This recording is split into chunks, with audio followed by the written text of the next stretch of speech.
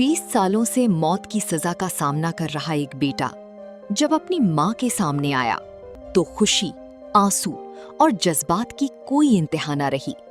मानो उस मां की जिंदगी की आखिरी ख्वाहिश पूरी हो गई।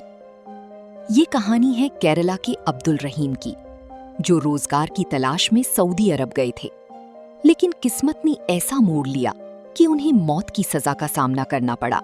2006 में उन पर एक सऊदी बच्चे की हादसाती मौत का इल्जाम लगा और फिर शुरू हुआ जेल, अदालत और जिंदगी की इंतजार का एक लंबा सफर।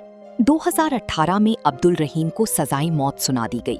ऐसा लग रहा था कि शायद वो कभी अपने वतन वापस ना लौट सके। सऊदी कानून के मुताबिक अब्दुल रहीम की जान बचाने का वाहिद रास्ता ब्लड मनी की अदायगी था।